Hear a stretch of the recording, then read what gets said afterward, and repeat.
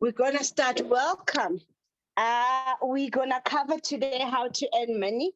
It's got about four modules that we need to cover today, but it's not complex.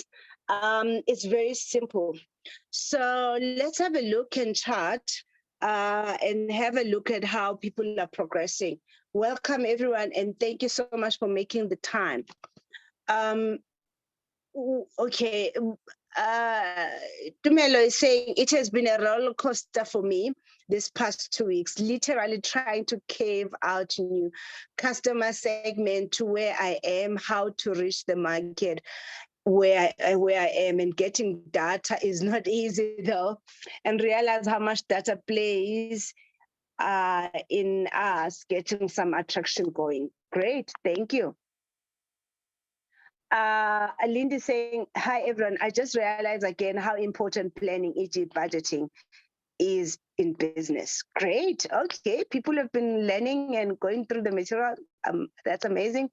What I was hoping for today was to get some insight on really realistic and good budget and projections and focus, and how will they assist me and my business. This topic is quite personal because there is then the issue is that we don't have personal budget. How do we then plan for the business? I was hoping to be liberated. Oh, you will definitely be liberated. Great. And then the next one is saying, in the system we say expectation, importance of good pricing, how to price for your target market, and how to budget, and how to manage money. Great. Tuli said, hello everyone. I was hoping to align the strategy setup we have covered and exposed to and modeling profitable business by understanding the ways of making money. Great, good. Biggest lesson, compliance is easy if you create a system and you are disciplined to follow those systems. Great, okay. Jabulani said the importance of business model, even though I did the business canvas before, I was not intentional. I didn't know how to approach it to develop an intentional business model. I'm looking forward to learning how to integrate finance to achieving the objectives in the long term. Okay, but they said, hey, I'm just not sure if I ever connect to paying custom after I'm done with this program, because my management fee is definitely going up this year by 99%. Great.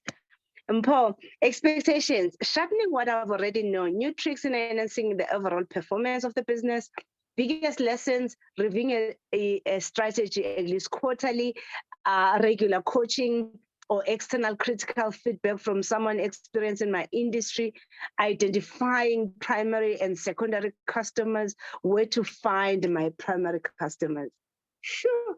Paul even took an advantage of calling and setting up a one-on-one. That is how he really was like, oh, I needed this. Great. Thank you, Paul, for taking advantage of that. Sikumile, lesson importance of compliance, having contracts in place as investors and getting the value for time. Okay, great. Thank you so much, guys. It seems like most of you have not necessarily gone through your material, except for Lindy, who has done their work. Who has gone through the material, watched the videos, and then said, you know what, I have questions for Precious. Who has done that? Let's see. No hands, except only Lindy. Sure. No one has gone through the material and then wrote questions for me, nothing. Sure, okay, okay, okay.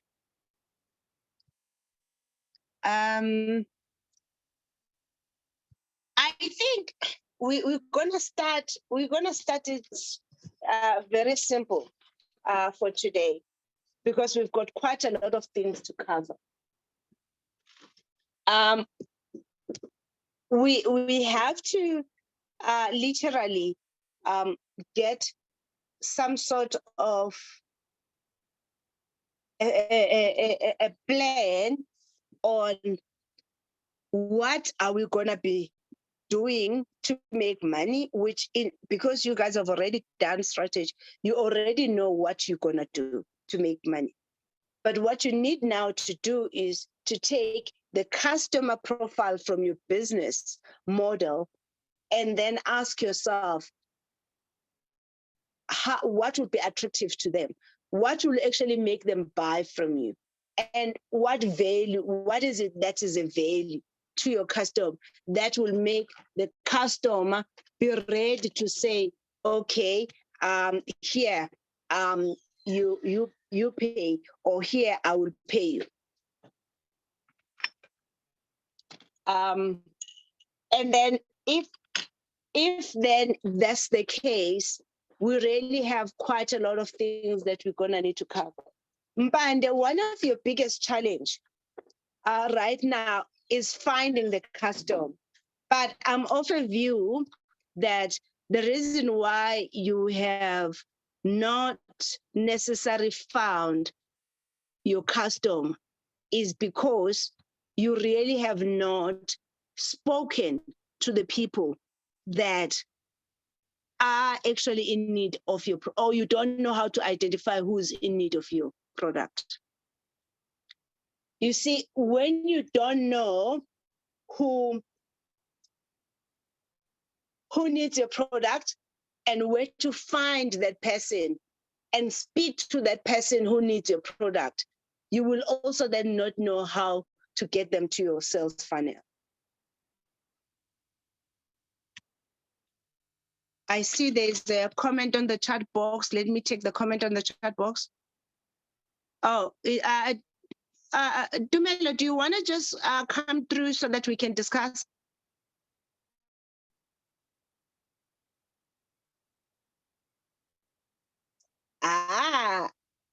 Boitumelo Masegela, would you please just unmute yourself and come through?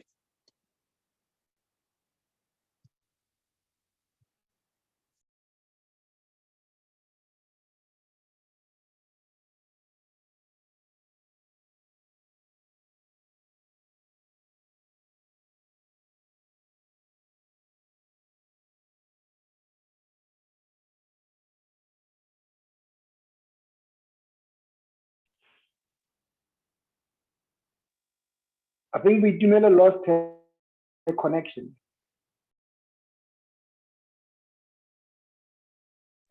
Did we lose her connection?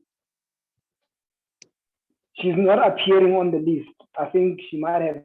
Oh, she might have, got disconnected. Okay, what she shared on the group that she has been going through it, where I shared an example about the cake business. Okay, so yeah, so let's just wait then for her to come back.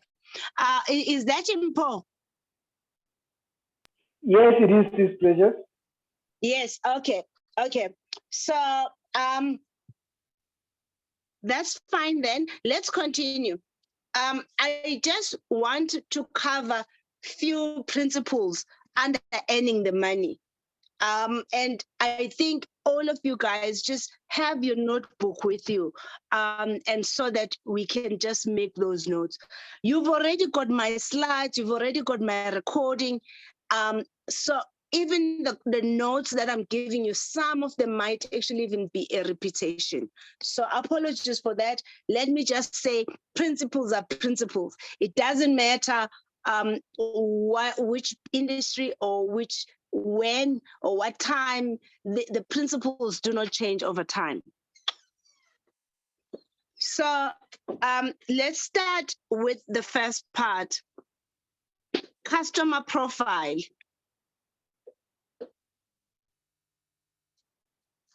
So customer profile basically is really around, it's who needs what I'm actually offering, and this person that needs what I'm offering, you take time to analyze their needs and their wants, and you also their preference, and you also know what price are they willing to pay.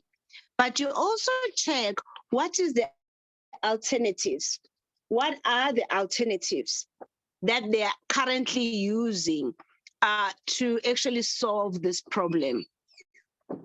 But then you also have to check, based on what they are using as alternative, how much are they actually paying even for the alternative, not just for the product that you're offering, but for the alternative. And why do they buy this?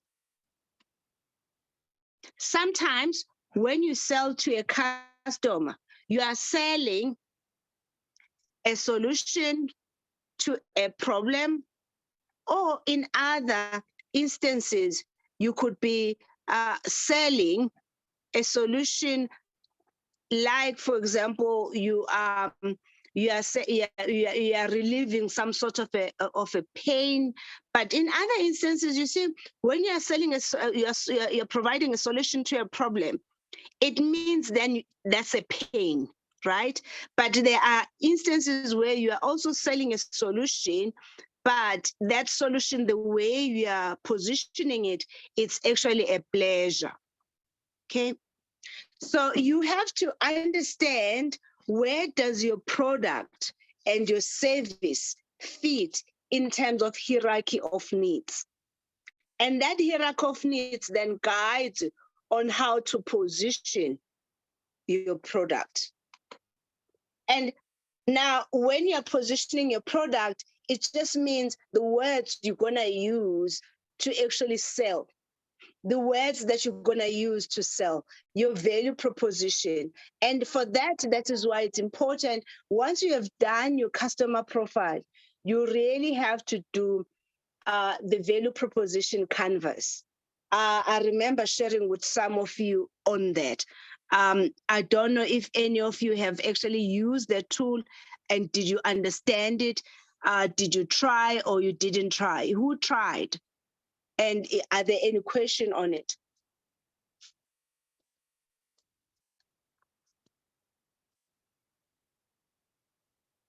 Anyone? There's no one who tried it. Can you ask again, Mrs. Pratt? Sorry.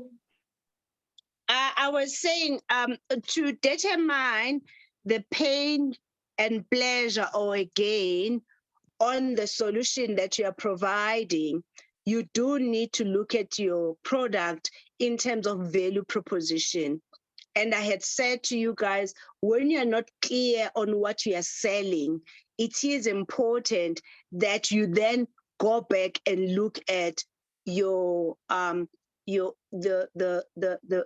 value proposition canvas. Has any one of you tried to use that to actually make sure you scope out what are the things that your customer will be thinking about when they're buying from you? I didn't use the template yet, but I did Google, but I haven't gone through the whole thing. Okay, so in your business, you are selling food, scone, right? You are selling croissant, you're selling birthday cakes, right? Yes, it's precious. Yes. Yeah. So Except for croissants. if I was you, I would not go to that detail. The business, the value proposition canvas is really, I think for me, is you use it when you are dealing with high commodity value, i.e. maybe something like maybe 1,500 and above. How much are your cakes?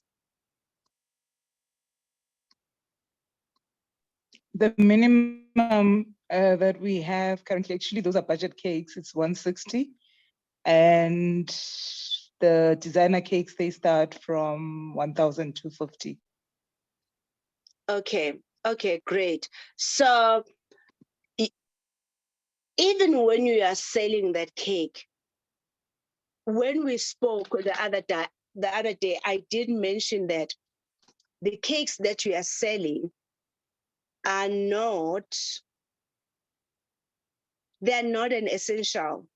They're a lifestyle. Yes. So what does that Okay. mean? What are you then selling? An experience. Absolutely. You are selling an experience. You are selling a lifestyle. But now you need to ask yourself, what type of a lifestyle am I selling to my customer? And in that lifestyle, what are the value add?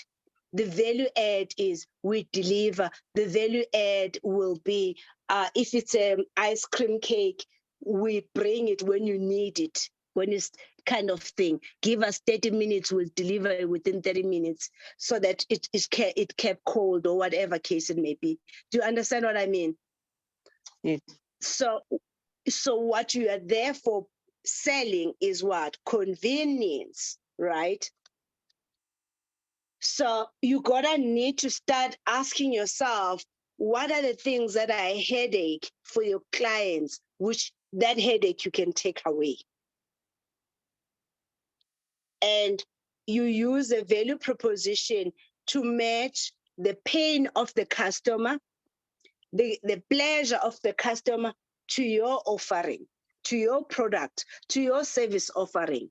So in your case, you end up providing, I know that there's guys that will actually even sell other things, like in Durban, in another shop that used to sell cakes, it also will sell a box where there's ice. You know those ice, the very strong ice, the small one, the one that very strong. Dry ice. I forgot.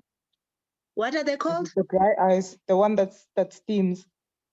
Yes, yes. So when you are buying a cake, they will ask you, would you like to buy with that? So that they will put that ice cake then in that ice. Then by the time you reach home, it's still perfectly fine.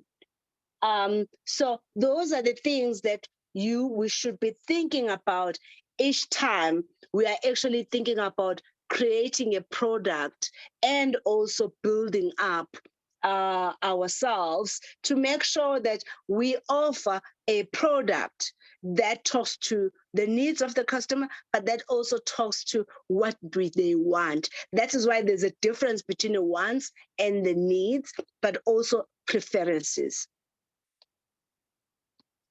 Okay, so that is one that I wanted to raise.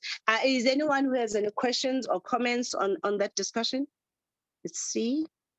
Oh, Mina, please come through. You are the second person whose hand is up.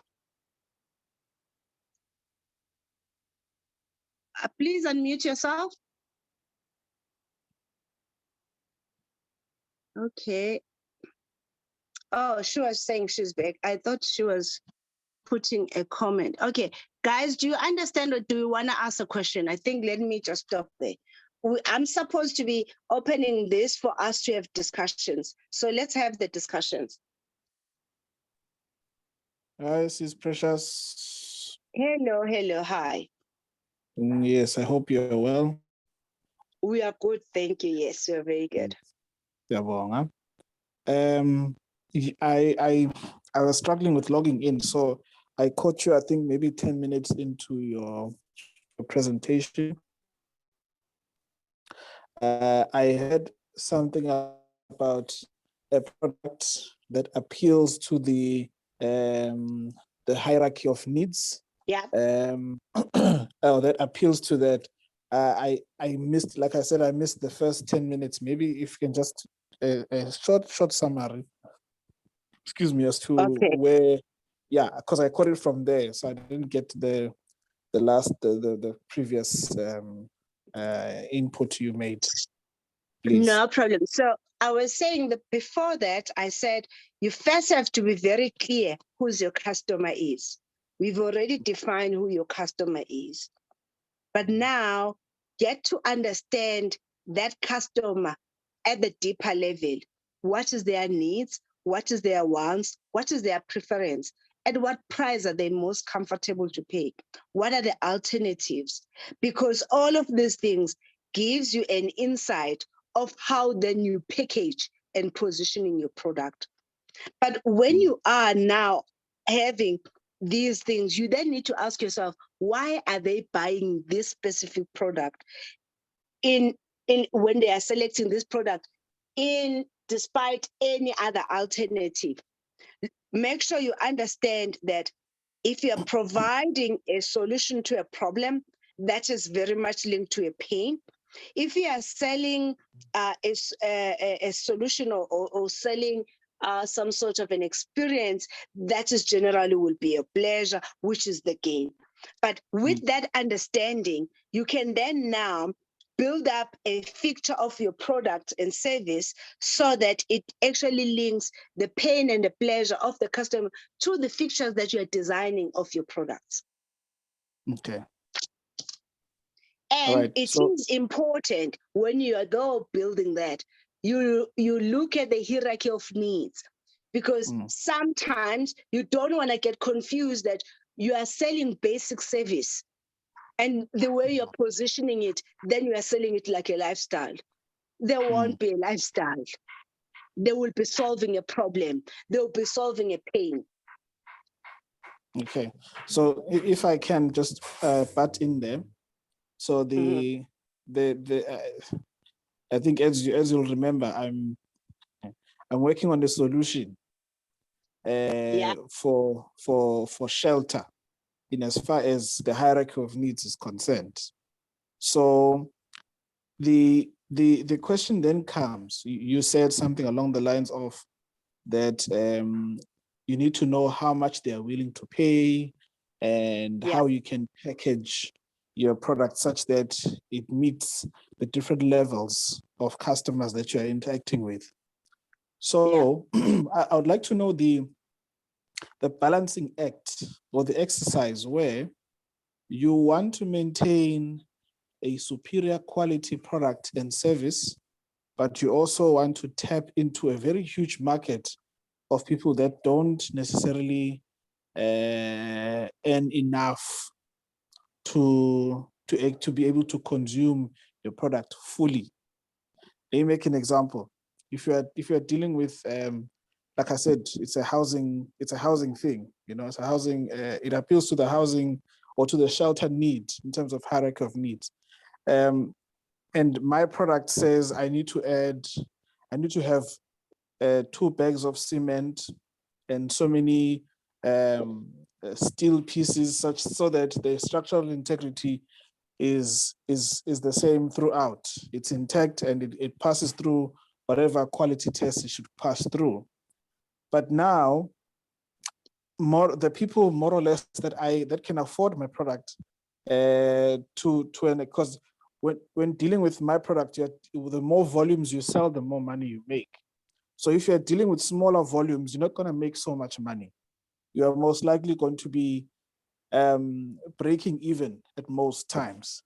But if you're selling in large volumes, then you're more likely then to make more money. I don't know if you're still following. Yes, but then what you need to do is to standardize that quality that you have set. Ask yourself, the customer that I'm targeting, what price are they willing to pay, right? And what price do I want to make? How much money, Mina, do I want to make? Because I think in other instances, you are saying, I wanna make money, but we are sometimes as entrepreneurs are not clear, how much money do I wanna make exactly? Because you can then work it backwards and say, okay, I wanna make 500K per year as my profit on year 1. And then you work it backwards and say, okay, if I'm making net profit of 500,000, what does that mean in terms of the revenue that I set, in terms of the cost that I need to actually have in place? Because if then you are only relying on the market determining the price, then you will always be broke. Why? Because the way the market is structured, is structured in a way that people will always want things that are cheaper. Mm, mm, So, but that is why the rule is find out what you want to make, right? Whatever that you want to make. Maybe you want to make very nice blocks that you don't need to put a placent or something like that, or even to paint it, right? mm. It's a very nice block. You just put it in, then the house is built. You don't need to do anything after that. Mm. Maybe that could be innovation. I'm making that as an example. All right. You then say, okay, how much would it cost me to actually make these bricks? If I were to build a home, how many bricks will I need for how many? You set maybe 3 models of those bricks. You say, I've got a 2-bedroom, or I've got 1 bedroom, or I've got 3 bedrooms. But you need to choose 1 or 2 or 3 models, which you are using to guide you to say, my price range is this. Because your price range is this in terms of costing, you know how much it costs you. How do you know how much it costs you? Because you do activity-based budgeting. You take, what will I need to make this brick? I'm gonna need raw materials, I'm gonna need these chemicals, I'm then gonna need water, I'm gonna need labor, Okay, great. Once I've mixed it and then I let it dry, then I let it stay. Where it's staying, where is it gonna be? In the warehouse, all of that. That is your costing. So you know how much it costs. Now that box is ticked. The difference now is between the 500 and the cost. Maybe let's say you have worked out that in your cost, maybe it will cost you 700. 700K to build a 3-bedroom house with this beautiful brick.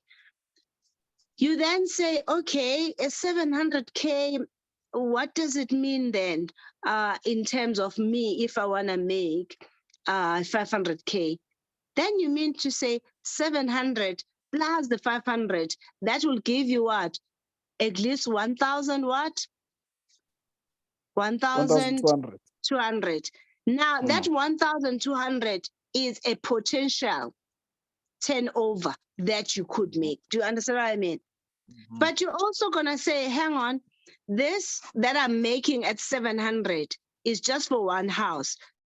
I therefore need to multiply by the number of houses that I have a capacity to build. That I have a capacity to build. That is why on your strategy, you have to know what capacity do you need. Okay. And that is fine, but you first have to work out the cost per house, per model, and find which house is the most profitable for you. Is it a 3-bedroom? Is it a 4-bedroom? Or is it 6-bedroom or 5-bedroom? Which one is the most profitable for you? And only therefore do the house on this beautiful brick that is profitable. That's the only one you need to build. Remember, because you are coming into the market, you will also learn which in the market, which houses sells the quickest, or which brick sells the quickest and why.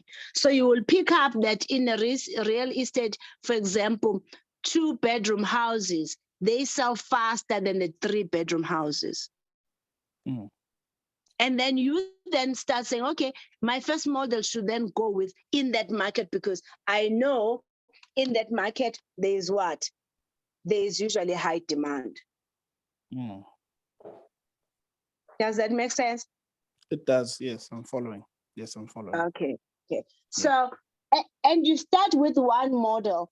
Then you say, okay, if then I were to sell this house, this 4 or 2-bedroom, how many houses will I need to sell to make the profit that I'm looking for? Yeah. No, it's clear. Thank you very much. You're welcome. I'm trying to move now from where I'm to my laptop because I'm home now. Guys, just give me a second.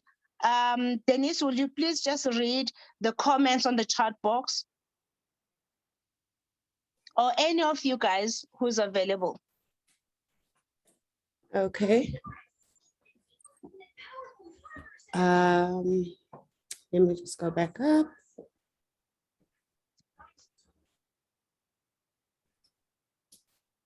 So Itumaleng says, please can you explain using another business? I got lost when you're explaining the value proposition.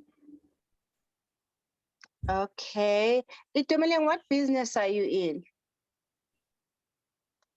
I think food business, I think. No, it's the image consulting with the Oh, boutique. image consulting. Okay. Okay. So in your case, for your business, is not so much of the feature. What you are really selling is a lifestyle. What you are selling is it's a convenience. That's what you are selling.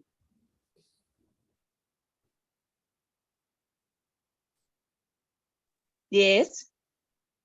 So again, you're gonna need to ask yourself, for your customers, based on how much they pay on clothing, is it an investment or is it a once-off? And if it's a once-off, then how do you position a once-off purchase? How do you position an investment? So, for example, a leather jacket is an investment, right? You could have a leather jacket as one of your garments in your shop, in your boutique. Because a leather jacket is an investment, when you sell it to your customer, you could sell it with a complimentary service, which means once a year, bring your jacket back, I will clean it up for you. But it's now a customer that you are retaining over time, because buying a leather jacket, a PEP, that person will never buy another one, a PEP. It's a once-off. So what you're buying is convenience, but you then are now adding up services on it because you understand it's an investment. I will repolish your handbags or your handbag, yeah, your bags, or the 100% leather, of course. And that service then make sure that you keep close to your customer, but you also become aware of what their frustration about the product so that you can improve on it. So what you are trying to sell to your customer is no longer about a jacket. It's about creating a relationship and solving the related problems into that, so that the client, when they have a problem related, they don't think of anybody but you. Itumeleng, does that make sense? So what you are selling is convenience. What you are selling is someone who then has understand what is your problems in your business, but also who can actually solve it.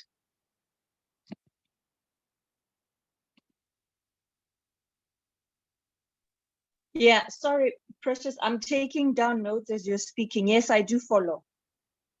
Okay. Okay, great. So can I make another example? Maybe do you want another example? Yes, that would help. Maybe okay, I'm not going to mention stuff like wedding gowns because those are also ones off. Maybe you are selling a dress for an event, okay? You're selling a dress for an event, and that person is going to wear it in what? In July. We've just had July, right? Durban, July, right? Uh-huh. What do you think you're selling to her? What are you selling? I'm selling style, something that would distinguish them from everybody else, that they'll remember them by. And it's very almost like a once in a lifetime kind of thing, right? Yeah, something unique. Yep. Okay. Okay. Okay. And is something unique, is something that is very personally to them, right? Correct. Then tell me, how would you sell it to her?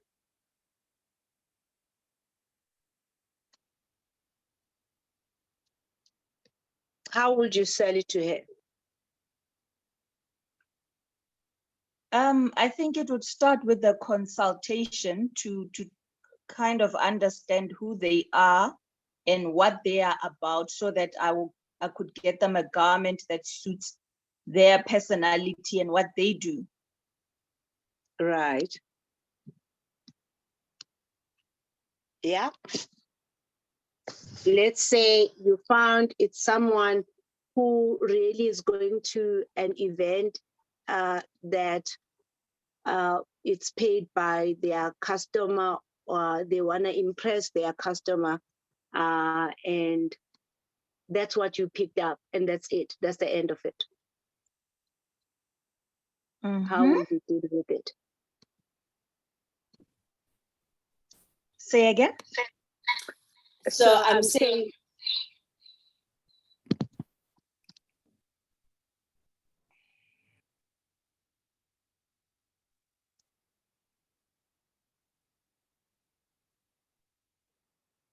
so I am saying you actually have picked up that this person is going to July because they want to impress a customer, and that's all you got.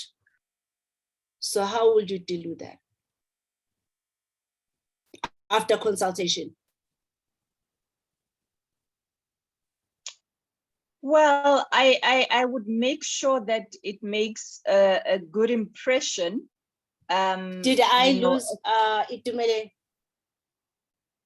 I'm still here. No. Can you not hear me?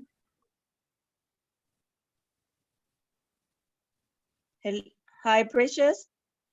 Okay, I can't hear her. Can someone hear her? I can hear her. We can hear her. Patricia, Uh, can you hear I'm still Itumele? on.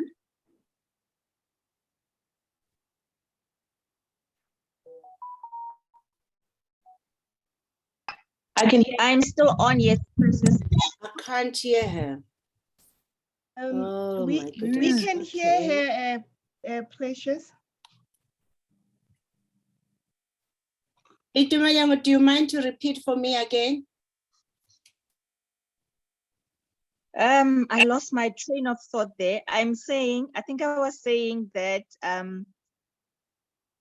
I would want to, get them something impressive that leaves a mark for them and other people to be triggered by who styled them, who they consulted, so that to keep them coming in the next events. Okay, but you've just heard me. What you picked up from the discussion was they are not people who normally go to July. They're just going there because there's a customer that they would like to enroll, and that's it. That's all you got when you're having a consultation. What that means is that the personality of that person, this, as much as it's an entertainment event, it is a work event. So they can't be wearing things that are revealing, and also the stuff that they would be wearing, because they don't normally go to functions like this, they would probably need to wear it somewhere else. So it can't be a dress that have a long tail, because that is not their personalities. Do you understand what I'm trying to say? So Yeah, it's not a one-off. Yeah. yes, sometimes reading the customer based on the life they live, and then figuring out what is the most appropriate, not how much you can charge, not how beautiful your garment can be. Because she said she's just doing this as a client thing, it then automatically means this is not a person who normally goes to these events. They realize, so it can't be revealing. It can't be too much designed to a point that it's like it's got so many slits that she can't even sit down. Do you understand what I mean? So it's really, you gotta need to listen to your customer without bringing yourself into the discussion. Guys, Yeah, it's almost, you make I know people who are creative, they always say, I have to bring a little bit of myself. It's my creation. Yes, it's Yeah. your creation, but your creation has to be lived through people's experiences. You also mentioned something about the competition, right? That we have to be aware of the competition, and also the fact that customers always want to, well, most of the time they want to go for something cheaper. So in my case, with the customer profile that I would have, which is your middle to high class, how do I always strike that balance in terms of competition when it comes to pricing? Do I go 1,000 rand less? And how do I make sure that I don't compromise myself also? Okay, so the best way of dealing with that is, one second.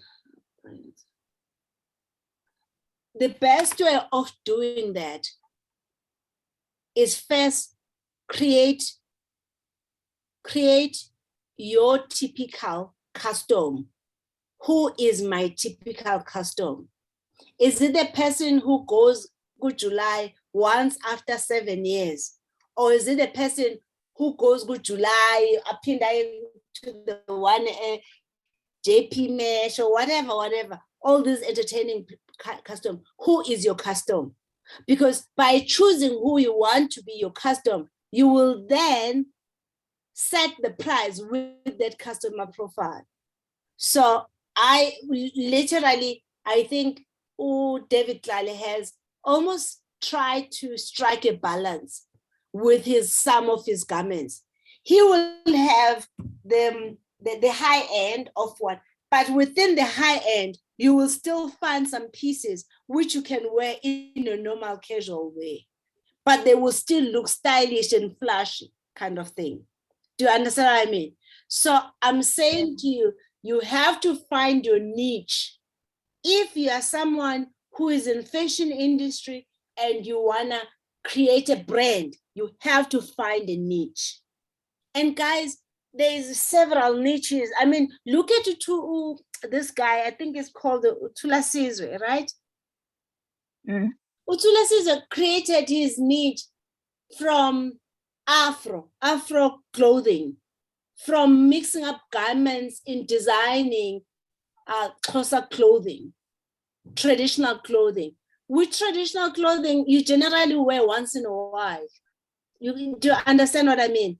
But he has then branched out to other brands, doing other type of garments. But his base started from there. The challenge with most fashion designers, you're trying to do too many different styles. Go in with choosing which style you're gonna stick with, and then work on that until you're known, then branch out to others. The other places which are within fashion design that I have felt is missing, ask yourself, what are the people that I'm targeting to sell to? What are they wearing every day? Sell what they are wearing every day. I literally, South Africans, when it comes to suits, women's suits, we are struggling. We struggle to find a really elegant suit that is timeless, that I can wear year after year and it still looks amazing. That is a niche. So therefore, I'm targeting professional women. Okay, that means professional bodies. I will run vouchers. I will run, different things. But women months, I will have Stockfells as one of my target market, but I'm only focusing on women who work, who wanna actually wear that garment. But as they switch off from shirts or trousers or jackets and so on, honestly, you will not find. So it's finding a niche. Find what is it that the target customer that I want to buy from me, because you don't want also to set up a business when there's fewer people knowing you, and you also set up a business where it's too high end and too high niche. Then you end up having one purchase, 1,200 once a month. That's not sustainable. Do you understand what I'm saying? Yeah.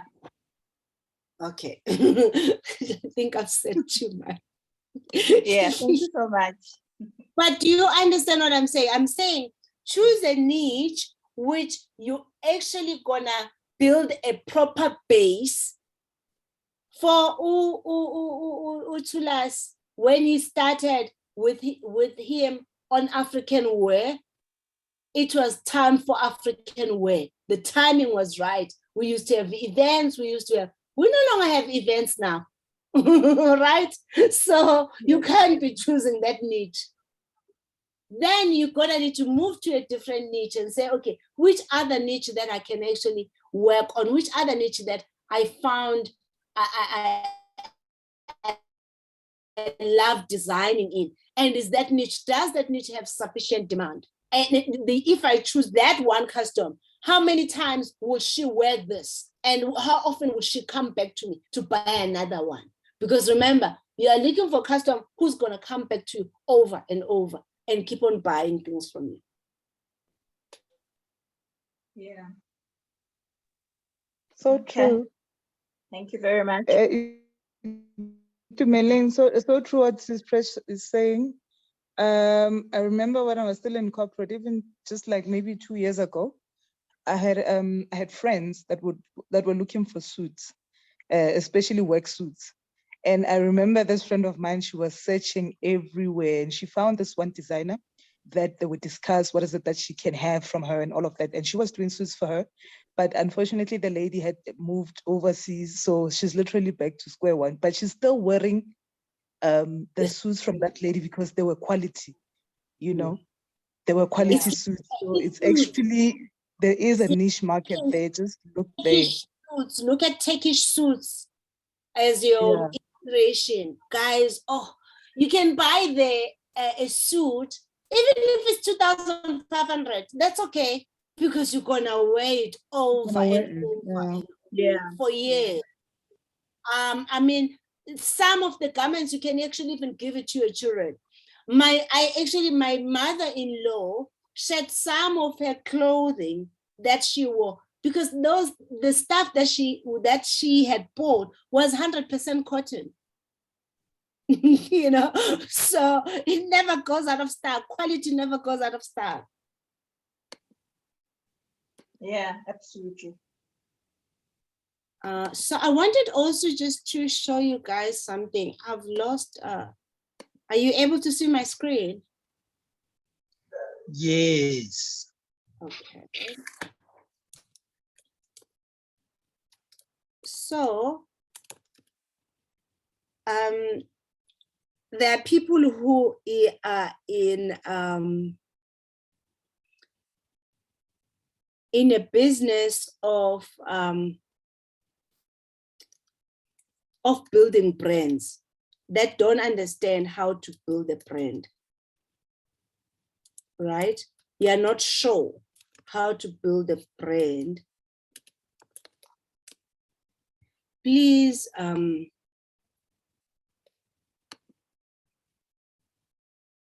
go to this website, Beloved Brands, okay?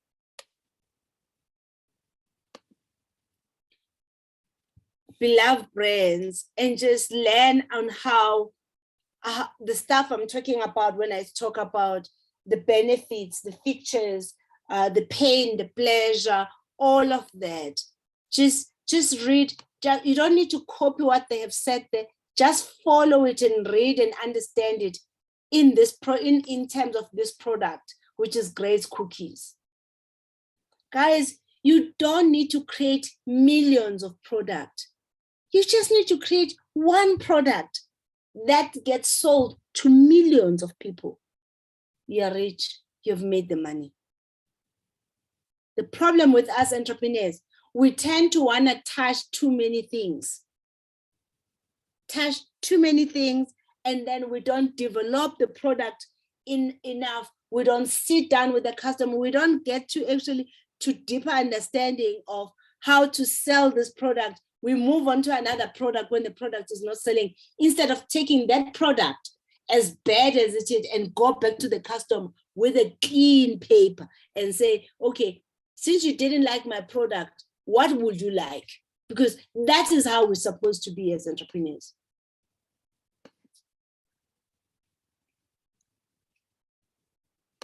Please, those who want to create brands that will last, brand positioning, Beloved Brands is a consulting firm that does the best work in explaining certain principles about marketing.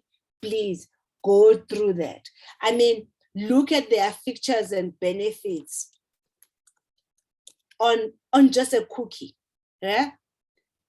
They say target, insight, that's a customer, right? Product features, functionality, emotional. What are the emotional benefits? And it's a ladder of different things that you can put in your product. They also even provide you examples. What does it mean when we say functional benefit? What do we mean when we say emotional benefits? And that is how you will sell. You will need to sell both always, the functionality and the emotional. Okay, guys, please have a look at that. And please remember, I'm giving you this insight, not as a marketing expert, but to provide you with places which can provide you with the more detail. You will need to have someone also guiding you who is a subject expert in marketing. But one thing I also know that when you could have the best product in the world, if you cannot position it right, that product will not sell. You could have the best product in the world, but the way you're positioning, the way you're offering it, no one will buy it. Good. Keep that on your notes. Okay, I am also taking some questions. Spelele said, thanks for that side flag. Great. Okay, good. I think people are sorted. Going to say there's a section that is dealing with economic factors, how it affects the business. Can we go into this portion, bearing in mind that we are currently facing petrol pricing and what we currently, which is skyrocketing, right? How do we position ourselves to be able to raise the price, but not also crazy? Okay, great. Can you elaborate on income, expense, and liabilities? Okay, great question, Boitu. Can I take more questions? Can I take more questions also? Who would like to share? And I will take more questions.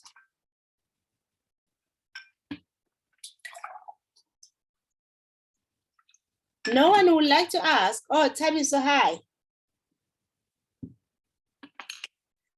Hi, so this is P. Stay with my other side hustle other than the book is honey. And the reason why I've put the book forward is that I'm in full control when it comes to the book, whereas honey depends on the bees, on the weather, it's very temperamental. But what I want to understand is because I'm wanting to also sell white label, I was advised to look at that. How do I make sure?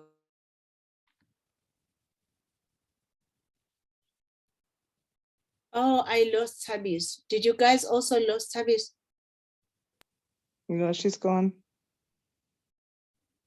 Oh, Tabi, so we lost you a bit there. So that I know that it's what I want and what my customers are used to. And do I owe it to customers to say to them that, you know, if somebody asks, so is this yours? It doesn't kill me to just be honest and say, no, this one isn't mine, but it's full quality. You What are can you trust talking it. I know everything about it. I Um, beg your pardon? We lost you, girl. We lost you when you were about to explain you have a honey, but you are also want to do white labeling arrangement. So go back. Oh, okay. Can you hear me now? Yes, I can hear you.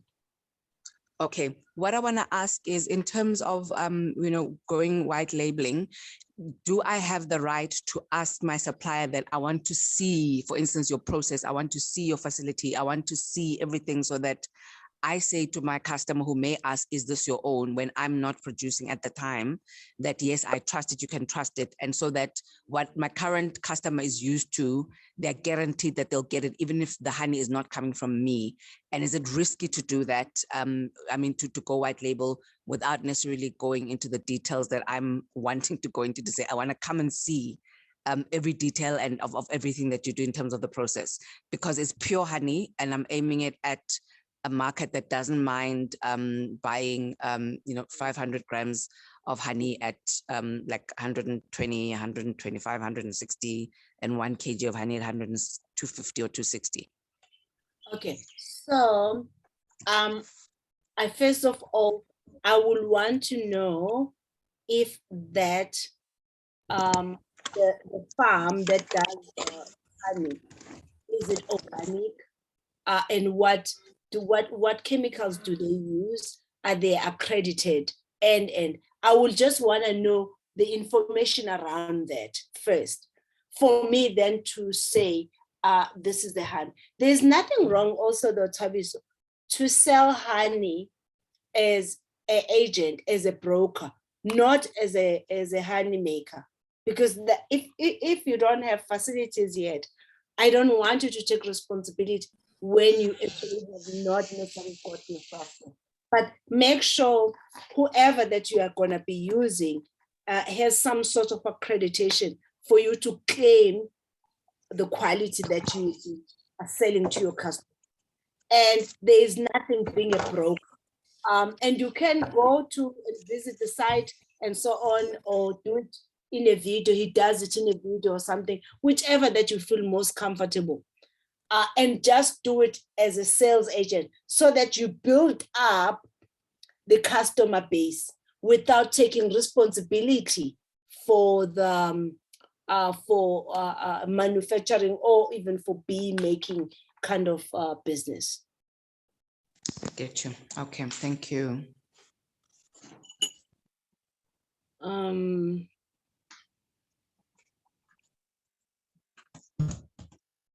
Okay, let me start with the questions. There is quite a lot of people. Oh, there's another hand. Petule, please come through. Yes. It's just a follow-up question on the previous colleague that just mentioned something. So with that being said, so I just wanted to find out something. So is it a good thing also to make passive income outside your business as well, but also developing models for that particular business? Maybe let me ask this question to you. What do you think? Did you watch the video? Oh, maybe let me ask. Let me ask Uboid. Boyd, you wanna come through? You wanna answer Petule's question? Is Boyd Tumela back? Yes, it's His question, since you have gone through that cake example I made.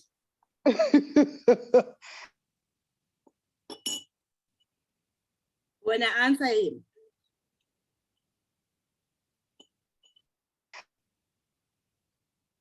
Ooh, go ahead. I think somebody was trying to communicate. Okay. I would say, Petule, what I saw with the example that Sipresh made, and that made a lot of sense, because I was also scattered in terms of what else can I do besides this? So the nice thing about the example is taking your product, the current one that you have, and how can you diversify selling it? You know, how can you diversify, you know, making the most out of the particular product so that you're growing it? Because from my point is also, once you start looking at other things, you're not focused anymore, you know, because you look into that and you look into that and look into that. I don't know if you still have it, Spresh, to share the thingy. But it was such a nice example because out of just cake making, I could look at whether I'm supplying other businesses in terms of, you know, maybe I can hire out my equipment, maybe I can make sponges for other businesses, maybe I can make a book, maybe I can do a little booklet and instruction, something to add on to whatever it is that I'm selling, whether I can, you know, do catering for cakes, because now people have cake tables at, you know, their functions. I can look at such things. So it was just diversifying on the product that you have so that at least you can maximize, you know, what's coming in. So that will be like your extra income coming in away from the main product, but it's also growing your product at the same time because you're exposing it to other people. So it made a lot of sense in that regard. Some of the things, yes, maybe I've started doing, but I looked at, you know, the holistic view of what is it that you can do with what you currently have and grow it in that sense, introducing it to more people, basically, with the skill that you have. So, yeah, amazing. Okay, maybe you should share the link of the video. I think most of you guys, you have not gone through and listened to the old videos before you attend. Let me share it. Yeah, because in that video, I literally took someone who bakes, who makes cakes, but there's different things that a person who makes cakes can do. So what you have to look at, Petula, is to say product and services, and have almost like a table, product and services, and then you say, if I want to diversify, what skill set do I actually have that can help me to design and produce products and services within my industry?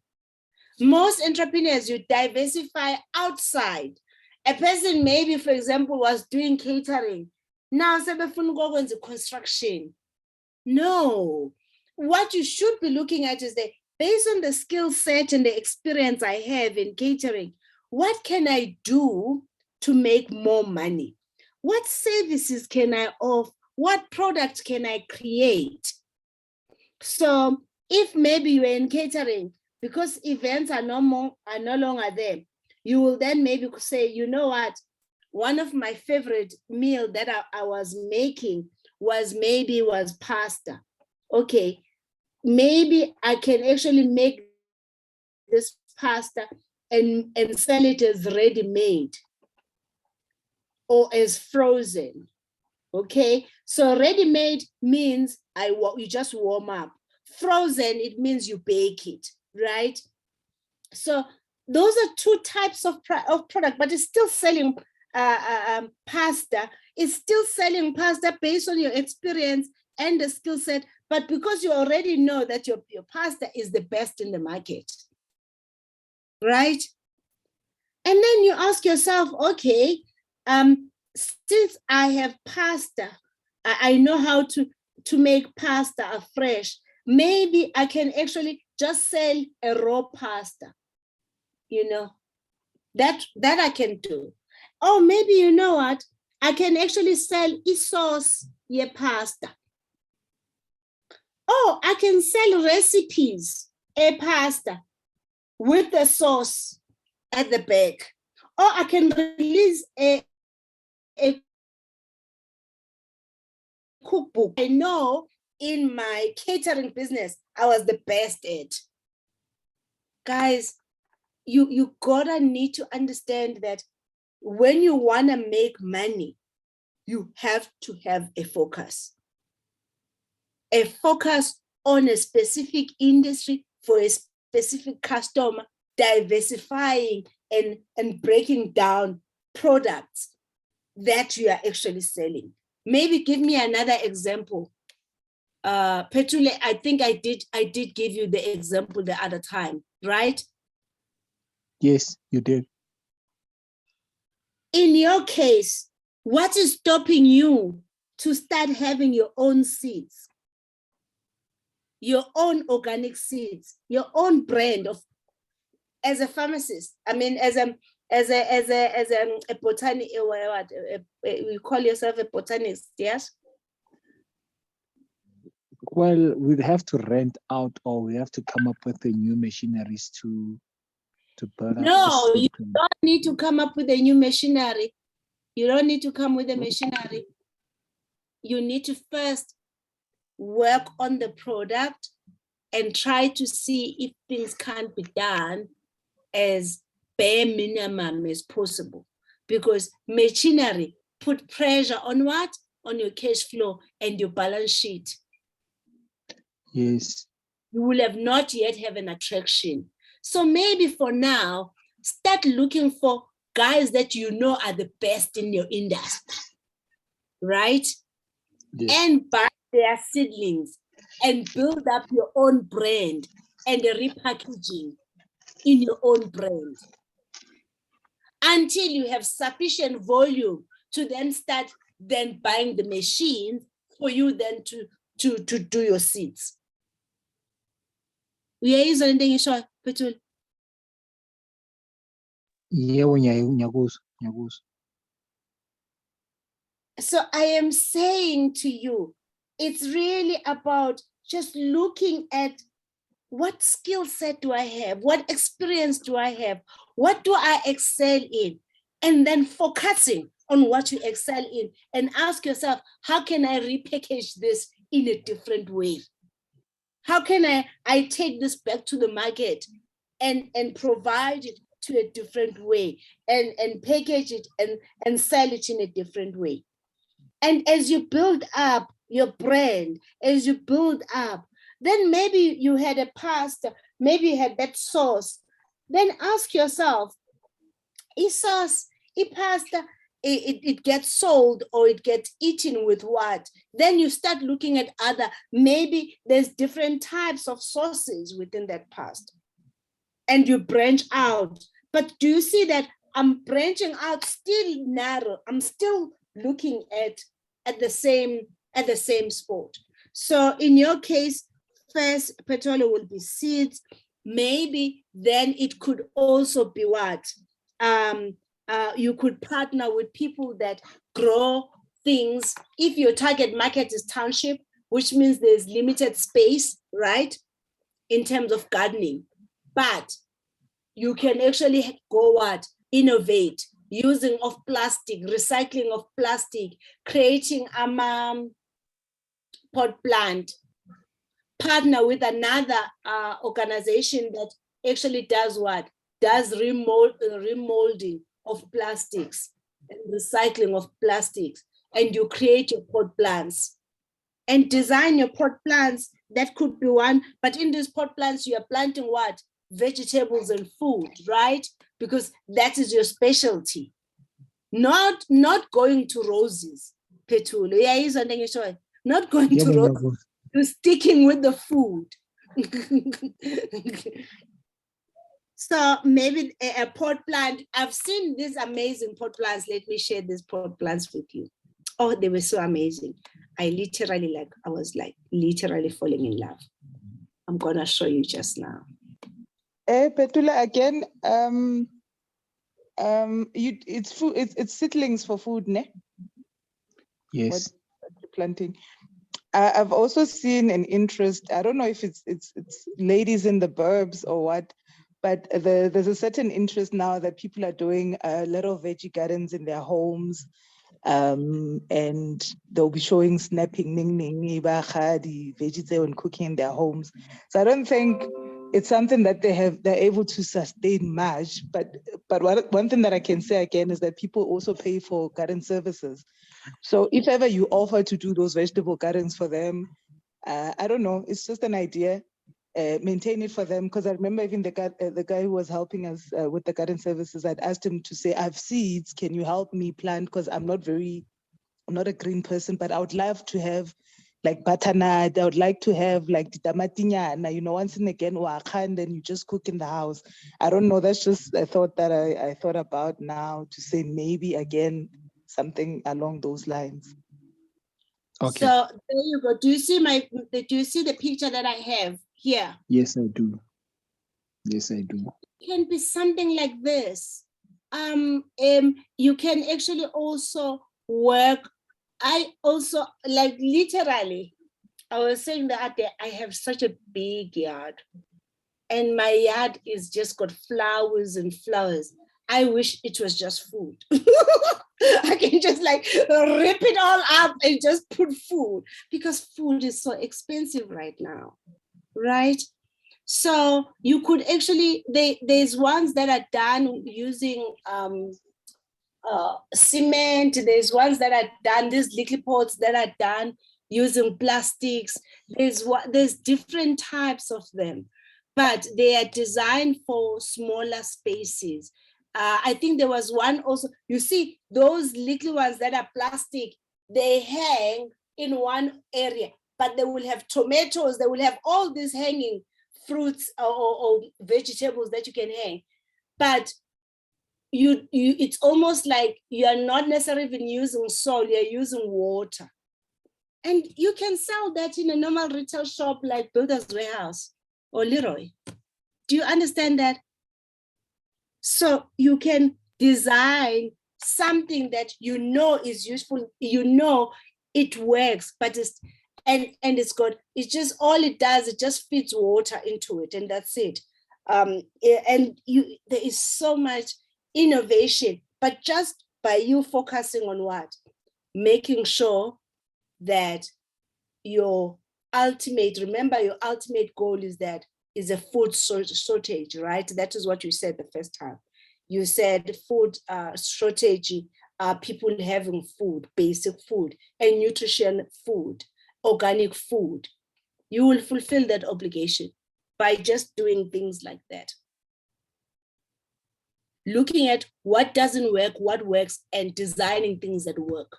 That innovation. So you can sell those pots to people who design properties, property designers, and so on. You can sell even to homeowners that want to actually grow their own little herbs, little vegetables. Make sense? Yes, it makes sense. Are you inspired and having ideas popping up in your head, or you still stuck? No, I'm having ideas. I'm having ideas. Great. Really also, just look at your industry and look at the things your industry suck in. What do they suck in, and why do they suck, and what can you do different? That's all, guys, you have to think about. In your industry, that's all you have to think about. So when I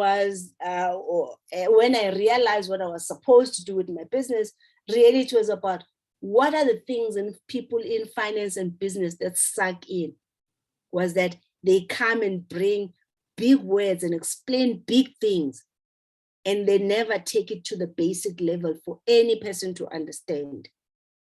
Okay, how can I simplify things there? How can I simplify what business people generally, or people in finance, struggle to simplify? I didn't launch any other product until I was known enough in finance to have attraction to then cross-sell other products. Just be known for one thing. Okay. What else I want to share? Is anyone who has a question? Okay, Boyd, do you have a question? Would you please just maybe explain it also in detail?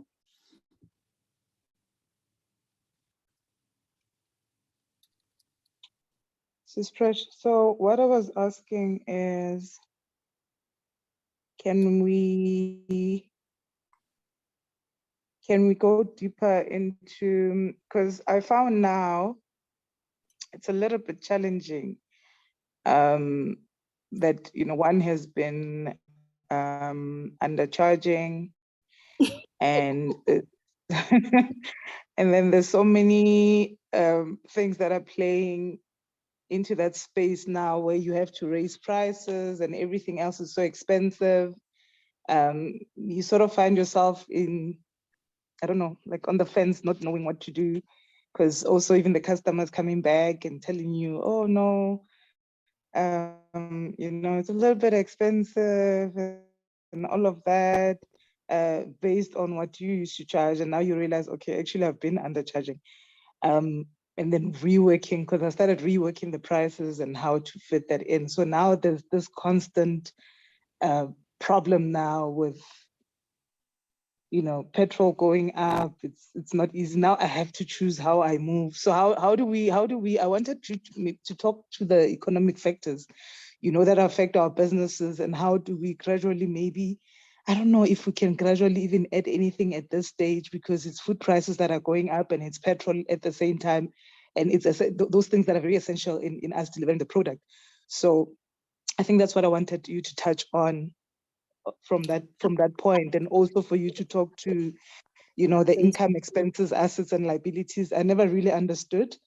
Okay. Maybe if you can explain it in a language that maybe most of us will understand, because all I hear is that, you know, income, yes, maybe I do understand income, expenses, yes, I do. Assets and liabilities have always been like crazy thing for me to understand. Okay, so it's now noted. Let me stop sharing this. I wanted to share this. There's gonna be load shedding to some of you. Reginald, just sign your attendance register. And also guys, those who can stay, please keep on, just stay in. I'm gonna provide some example. Petule, I mean, look how beautiful this is. Do you see what I'm showing you? Look how beautiful this is. Do you see that? Yes, I can see. I mean, that can grow in any wall. It's just, it's actually, do you see it start with that and then it end up being looking like that? Do you see Yes. that? Yeah. That doesn't cost a lot of money. It's just finding someone who can put the pieces together for you, and then you use it for someone to have a herb garden. I would love to have that. I've tried to have a herb garden. It hasn't worked out, you know. It's really about finding things that are cost effective, that are effective for your market, and solving your market's problems. Okay. Okay, let's start with, let me stop sharing here. I'm gonna share here. Okay, guys, the current economic factors that we are facing as South Africans is literally outside of our control. It's outside of our control as consumers, and is not necessarily outside of our control in terms of the government. Please, guys, understand that the price, as much as the Russia war has affected Russia and the Ukraine war has affected us, majority of, or 60% of the price of petrol is actually government levies and fees and collections. It's not necessarily the actual levy, how much you are paying for petrol as such. But number two, because of our badly designed policies on fiscal and monetary policy, we therefore are not having enough or sufficient instrument to respond to the economic crisis that we're in. But also counting the last bit, South African government does not have fiscal money to even cover the gap. Even if they were to say, okay, we're gonna scrap that levy or that that fee, it will create such a big hole that they will literally not able to know where they're gonna find that money. How did we get here? Why are we in a position where we are so highly dependent on fuel and we don't have sufficient, we don't even have reserves? Is because some of our reserve we're selling it to our counterpart within SADC. And we actually, you literally can go to Lesotho or you can go to Namibia and you'll pay lesser petrol for lesser because they get it from us. And we sell it to them at a lesser price than what we are selling it to our customers. When now we are looking at the person who actually consumes it. What will it take to change the current situation? Change your vote. Change your vote so that the politicians can see that the current policies they have implemented are never going to solve our problems. I think also you have to keep in mind, we also have a structural problem in our country where the labor and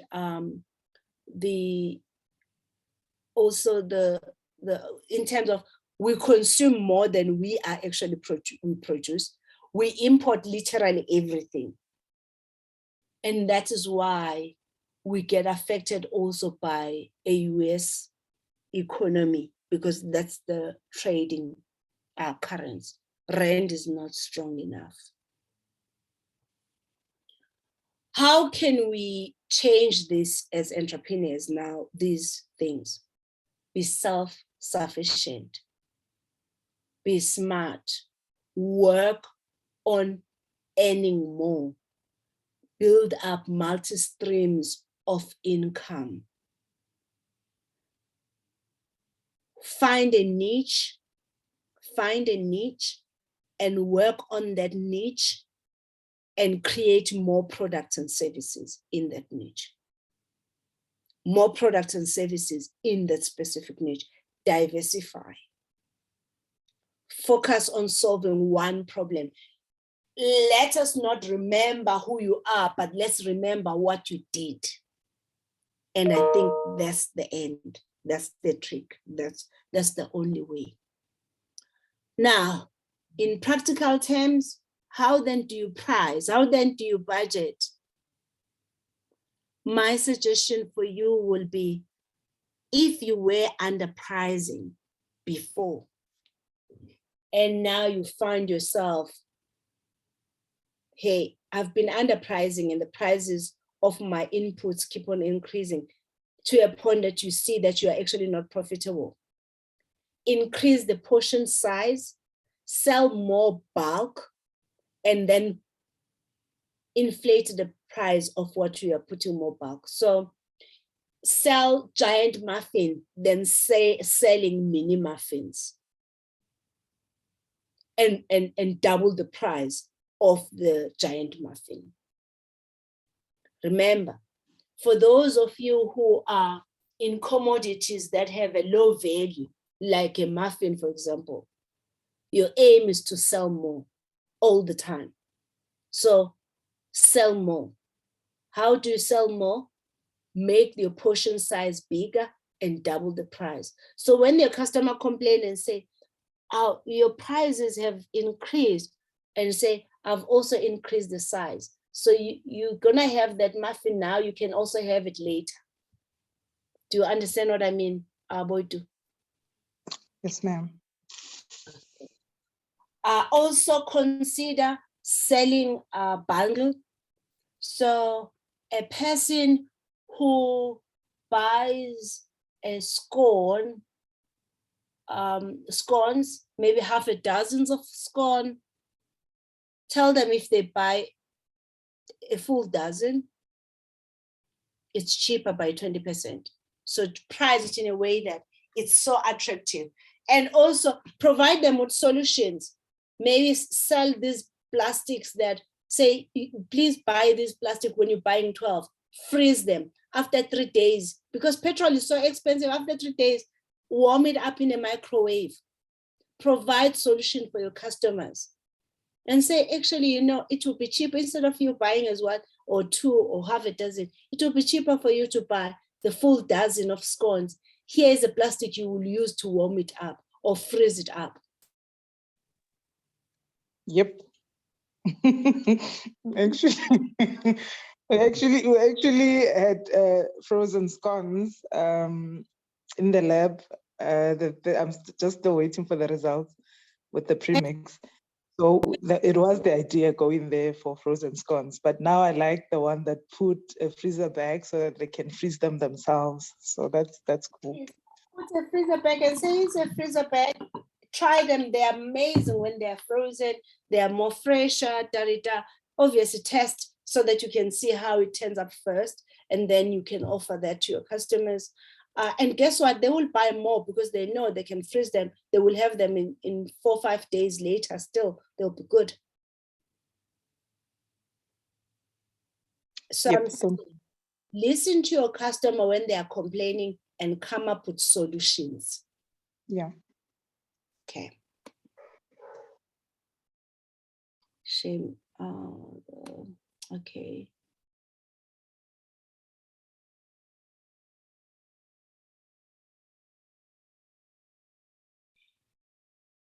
Okay, I'm gonna then, oh, sorry guys, I stopped that. Okay, so you then ask a question around, you are comfortable around income, you're comfortable around expenses, but you're not comfortable around understanding assets and liabilities. Yeah, it's still a bit, I don't know, you know, there are concepts that you can grab quickly. But I haven't really managed to grab those. We have had a session in accounting explaining all of that, but I still don't see or know, not really see, but how does it really apply, you know, and how do I understand it quicker, basically? Perfect. So Came to yeah. the right place. Good, you came to the right place. I will help you with that. I just want to, okay, so guys, understanding finance is very easy and simple. It's understanding that in finance, you only deal with how many things? 4 things. 1, 2, 3, 4. 4 things. And what are those things? It's income, it's expenditure, it is assets, and it is debt, which is also called liabilities. Okay. Now, how does this really work? This side is what we call performance. Because we want to know how have we performed. We say income less expenditure gives you profit. How we have performed. Did we perform well? No. Did we perform great? Yes. When it's a no, it's when we're making a loss. When it's great is when we're making a profit. So, and this is what is also called income statement, okay? That is this side. Then we have this side, which we call a balance sheet, okay? A balance sheet is really about positioning. It's about positioning. What is our position right now? Which is what? It is an asset less debt or liability. That gives us what? Net worth, which is the value of the business. And that is what we also call net worth. Now, how does this really work? The asset is what we own. So, but in your case, what you own is your skill, right? You have a skill in cooking, right? Yes. What you own, it's your experience. You know what works, you know what doesn't work. What you own, maybe is the car, maybe it's the house,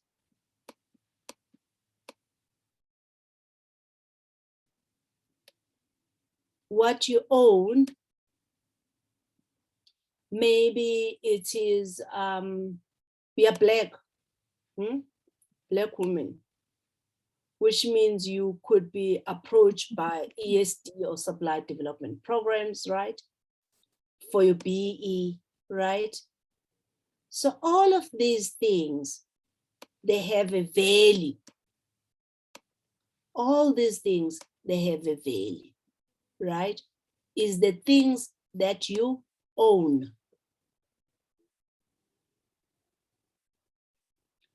Assets can be tangible or intangible. The asset produces income. Income is the money that you have generated from using these things. And the income that we have earned, because this is what we earned, okay, we had actually had to spend some money or pay some dues, right? And the money that you are spending, we got it from a debt somewhere. Someone gave us that money. It could be long-term or short-term, could be shareholders' loan account, could be anything, but someone gave us something.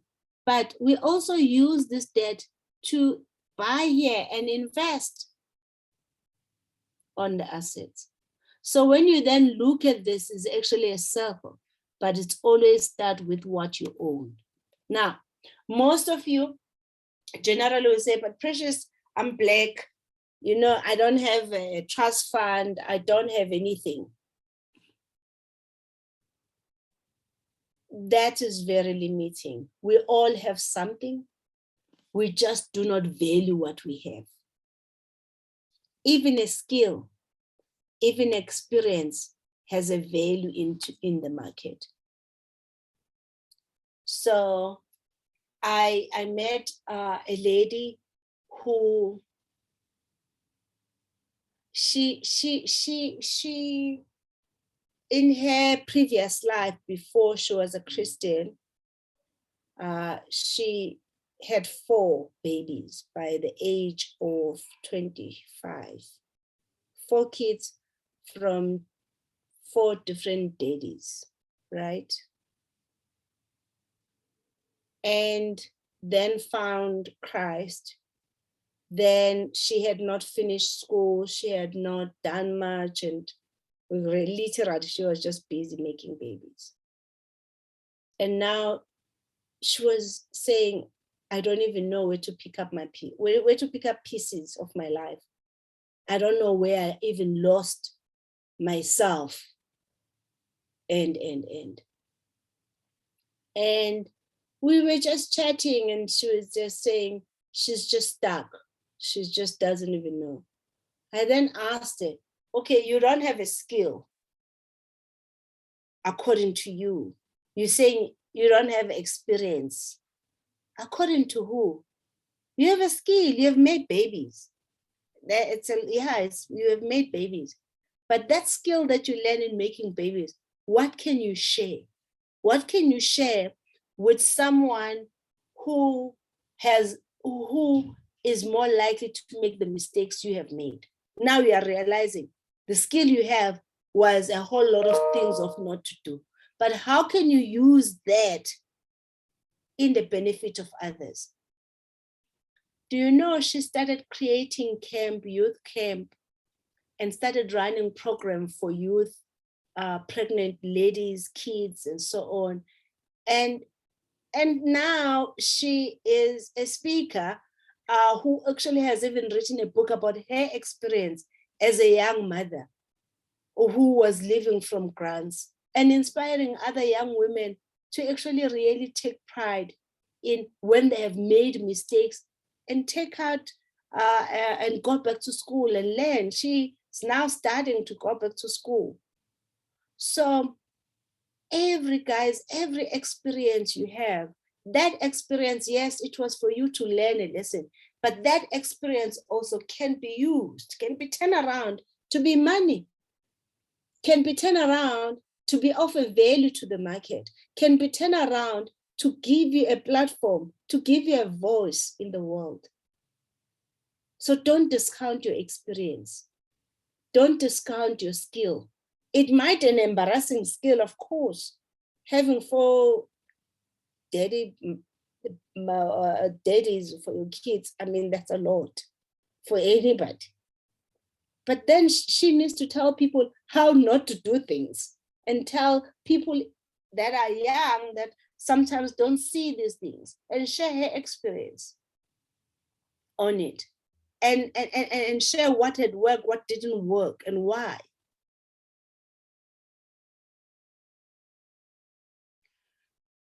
Okay, so I don't know, what did you want to ask a question?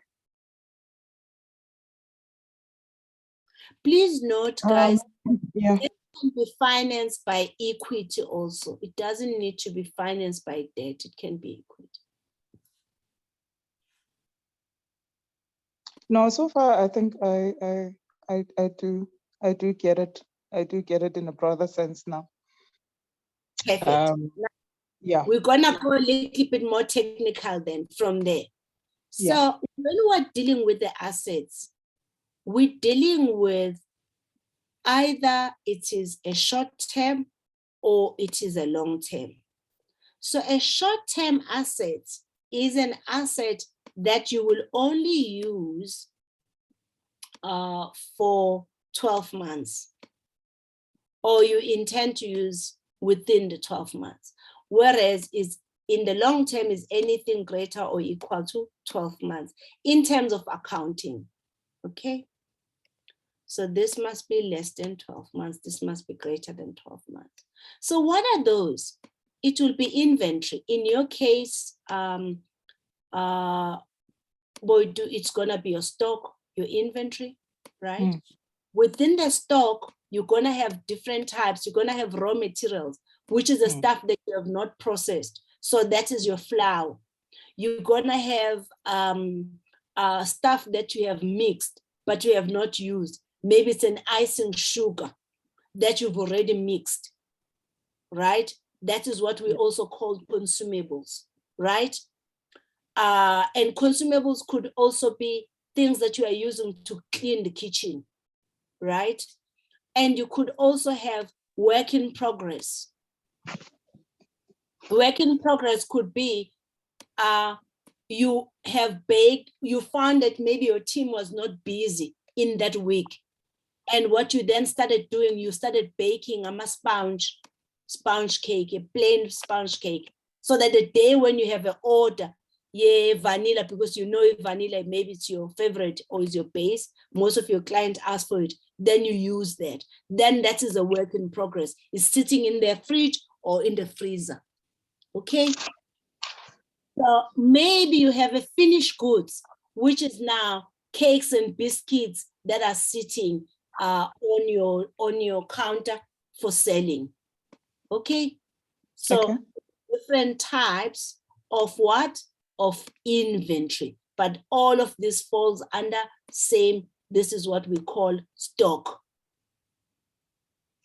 but it's different types of stock. Now, number 2. So that's number 1. Under short term, okay? Number 2, under short term is what we call accounts receivable. What is accounts receivable? Is people who owe you money. People who owe you money, is people who have not paid you. Maybe is the lady that bought a cake, they paid a deposit, but maybe the machine didn't work because we have load shedding, the network was bad. Then she took the cake and said she's gonna do an EFT and she forgot. Okay? Or could be staff your employees, maybe they needed imali transport, needed extra money for transport, then you loan them money. Okay. So, or it could be your wholesaler, your customer who's a wholesaler, that you sell them your biscuits in 5 kgs and 10 kgs or whatever case, or 10 liters or whatever case. Okay. Whoever that you sell as a wholesaler to, that will be your customer. Okay. So another type, another short-term item in this case will be a bank. Okay. So bank has different types. It has a petty cash. Petty cash is the money that is sitting in your box right now that you are using with physical cash. It could be sitting in your current account, which is sitting in your bank, could be sitting in your investment, as long as that investment is within what? 12 months. Okay. If it is long-term, it will also depend if it's available on penalties or not. Accountants will call this cash and cash equivalent. Guys, this is your customers. Okay. So those are what we consider as short-term. They fall under those 3 categories. Long-term, long-term is fixed asset. So fixed asset is going to be stuff that is fixed. It's land, is property, is the machinery, is the cars, a motor vehicle. Okay, it's your laptop, it's your software. Oh, it's a whole lot of things. Does that make sense? All of these things you intend to use over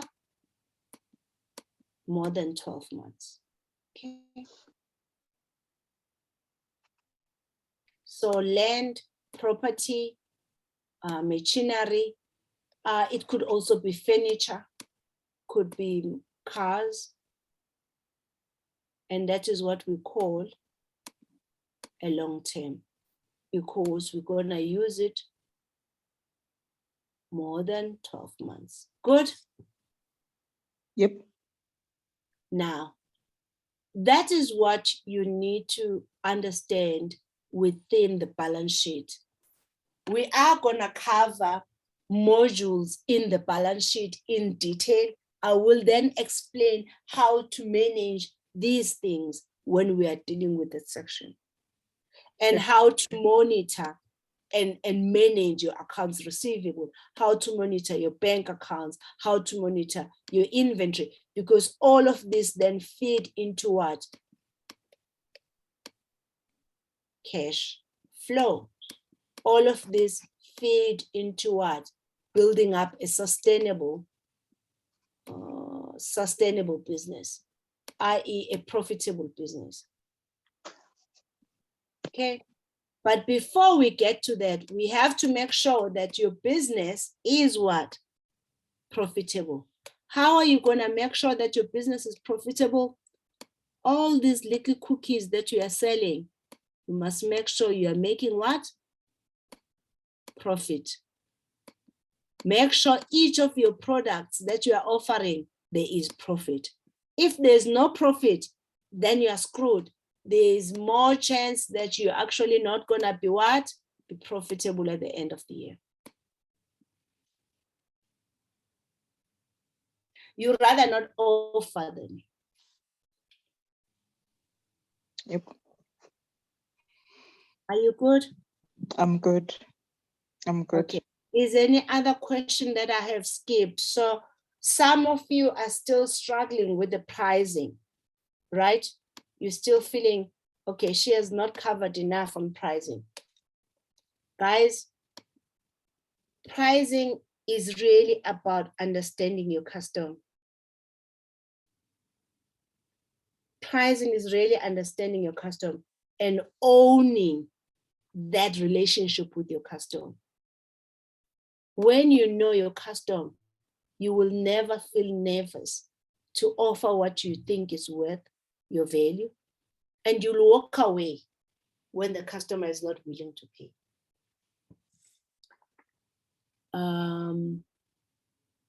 I'm gonna go through the feedback. So on others that have questions. Oh, some have already left. Shame. Oh, okay. Okay, I've attended to Boidu. Now on Zolisa. Zolisa is no longer here. Oh, how is that gonna work? Okay, she will listen to it. I'm selling basic need. Spinach branches, my customer household and retail. Lately, I discovered that customers prefer cut vegetable than branch, but they are willing to pay. How do I maximize this? How do I make money considering I need overheads, machinery?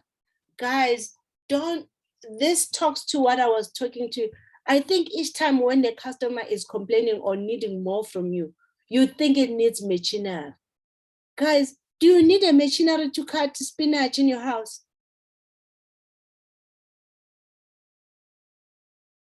I need someone to talk to me. Do you need a machinery to cut spinach in your house? Okay, I'm gonna leave it there. No, I think I have heard the issue, machinery. There's a lady who sells, I don't know, because maybe she's making big volumes. But even if it's big Yeah. volume, living in a country where there is such a high unemployment that getting a good knife and calling few people to come and help and giving them based on how many they have done, surely that is more sustainable than buying a machine. No, that's true. I think sometimes we put ourselves into prison on things that are outside of your control. What is within your control right now? What can you do to earn more money right now? That is within your control. Do you have time? Yep. Do you have a skill? Yep. Can you convert that skill to a product? Can you try? Because I think sometimes it's about even trying.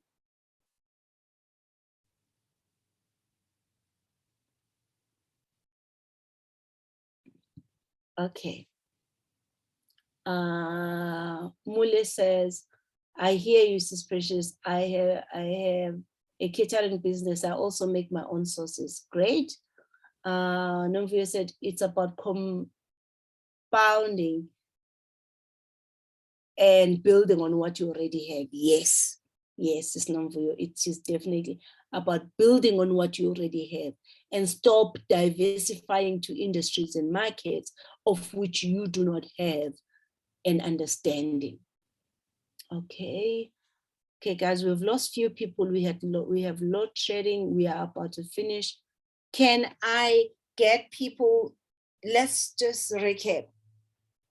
Know your customer. Conduct a research with your customer. Make sure you understand the pain and pleasure of that customer. Position your product according to the customer perspective. Take yourself away from the solution. Let the customer design the solution for you. Then price it correct based on what you think is the right price. But make sure you do what? Price sensitivity analysis, but also make sure that in your pricing, you have different plans and strategies. But the last thing that I just want to say, don't be afraid to create products and services simultaneously as a combo. Don't be afraid to figure out how to use your skill and experience. Everything has a value. Guys, everything has a value. Even if the value, some other people may not see a value. I was looking at this woman, this girl, what do they call her? The one who dances. Babes Woduma. What do they call her? Babes Woduma. Not to Babes Woduma, the other one, the older one. What is her name? The one who goes out with small kids and stuff, goes and Oh, Zodwa Wabantwana. What is Zodwa Abantu selling? Yes, it's fresh. Don't put us in the corner. Yo, And is just laughing. Wow. Yo. Right. She's selling Fantastic. but in the entertainment behind, what is she packaging that as? She's selling sex. That's what she's selling. And she sells what she's got. Literally. That's true. And yet, you as entrepreneurs, you have so much talent, so much knowledge, so much experience, and you are not using it to make money. Right now, she's making well a lot more money than some of you. And yet, you have more to offer to the market. I think it's still also a question of, Sis Presh, you know what I've seen, and it's probably even also a very mental and a mindset that, especially, okay, let me talk about entrepreneurs that have been through school, and then you've never been taught how to sell and whatever. Hands did. That's your problem. Yeah, and how now you need to position yourself in terms of you've never been taught how to sell. And we always thought, no, but I'm gonna make an example. There was a lady we were in school with. The whole family, their mother was the breadwinner. The whole family, the mother was paying for them, and you would never even tell. They lived in a, what do you call this? The bond. That's where they used to live. And we didn't know up until probably we were in matric that the mother is a street vendor, you know. But the house was paid. They had school uniform. They had food. They had all of that. But we also had a perception, but we didn't see the fact that, this lady is able to take care of a family. It's even worse when we go body university and whatever, you sort of develop a certain, I don't know, lifestyle, and selling it's a prohibited thing that now when you come back and then you're in this journey, you have to sell, it's a problem. I personally, I'm going to talk about myself. It was an issue. Where do I sell? How do I sell? Because this is what people view selling as, until now there were so many entrepreneurs coming out. There's that spirit of entrepreneurship, but we always viewed it as what? You can't be selling, But then we're learning. Selling is solving problems. You are solving a problem. That is what selling is. Yeah. So look at what your experience and say, what problem can I solve? What do I have on my hand? Don't look for stuff you don't have on your hand and say, I need a machinery. You're not going to get the machinery. You don't have sufficient volume to justify an investment. What do you have? Surely you can afford a knife, a China mall, get 20 rand and buy 5, and negotiate with that Indian chap and say, I give one. You even get 5 for 20 rands. Exactly. and go and get the spinach and buy plastic macro and chop the damn spinach and sell it at more expensive than the one that is not cut. Guys, we gotta need to learn to be resourceful, especially as Black South Africans. We are not resourceful. We always are looking at the other side on, the screen as though on the other side is green. Yet our fellow Africans, when they come to South Africa, they say, wait, there is so much. There is so much. And that is why they actually thrive in our country. And it's in YouTube. Yeah. No, and we don't want to touch on these issues, eh? We don't want to touch on these issues. No, but it's a mindset. It's a problem of mindset that you actually think you are better, but you are not doing better. Yeah. You are not doing better. You are better only when you do better. Then there shouldn't be a thing that you say you can't do. I have entrepreneurs that will say, I will not do this. I will not do that. Then you're not hungry enough. Maybe ube poor more. Poor. Maybe until it hit you in the head, the poverty. Yeah. Where you're sleeping without food in your time. Maybe that is how far we have to go. Then that is when maybe the pain of that will actually keep us to then shift our mind to say, you know what, I'm gonna do whatever it takes. I'm gonna wake up 2-3 hours early. I will not sleep until my bank account change. Yeah. No, it's true. It's true. It's true. And I've realized again, there's people who have stuff. Now that you explained, you know, the assets that we have and what you can start with and work it out from that. There's this lady that I know, and we're just trying to assist.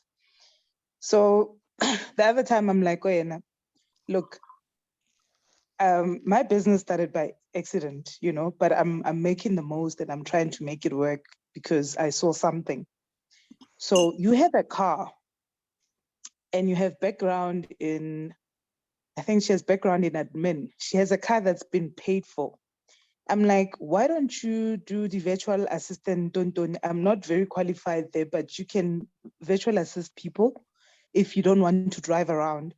Take your car as well, maybe put it on Uber and all these platforms that maybe when you're not doing your virtual things, because you can actually even work out your own hours when you're doing that, then you can drive around, with Uber and just to try get money going so that we're not always consistently helping you, because we also have challenges. We're trying to grow businesses. There's all sorts of challenges. We don't mind helping when we do have, but you have resources that you can use, you know, in your disposal and drive. And Nohalit, they have 2 cars, you know, it's her and the husband, but she's waiting for a job. I'm like, the job is not coming. The job is not coming, Job is guys. not coming. The kids are hungry. The kids are looking at you. And, you know, the family is also been fitting in other areas where, you know, the kids have been taken to school because everybody's assisting. But here you are, you have 2 cars. You have your skill. Why don't you delve into that? Even today is fresh. So it is correct. It's a mindset issue. And it affects us a lot because Their I'm own waiting for a school, she job could go that's to not other coming. moms and ask the other moms if they need do they have older kids to help out even with homework, to keep herself busy until she figure out things and see what stick. It's a whole lot. She can even create a homeschooling for other kids because she has time. She can't just wait for a job.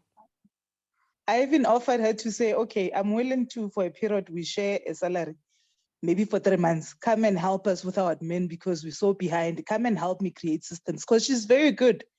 I'm like, come and help me to create systems, at least for 3 months. Let's see where it gets us, maybe get forms going so that we know we just plug in whatever that we need to plug in. She refused. Did she come with? No, she didn't. She actually wanted more money. And I was like, no, I can't offer that because I'm also willing to give up my salary to say, at least for the next 3 months, the systems for me. If we are where we are, but at least let me get my systems going so that I have this form and we're able to do everything that we need to do for the daily running of the kitchen. She wanted more money. I was like, I can't offer you that. So she didn't come. So it is really a serious mindset issue that we have that we really need to move away from, myself included. All of us. We're gonna need to push ourselves. I mean, I know I'm also feeling in that I'm not pushing myself enough. I'm not aggressive enough on even demanding my value and my worth. And I usually say to you guys, sometimes when I say something, I feel it's almost like God is telling me something. And I think I've just got an aha as you were discussing and talking that I also need just to be reminded that I as much as I know these things I should be doing, but I'm not necessarily doing them consistently. So yeah, but we're all learning and we're gonna get better. No, yeah. Just when we are there, Sis Presh, on the videos, you were offering a accounting thing. Is it working now? An accounting software?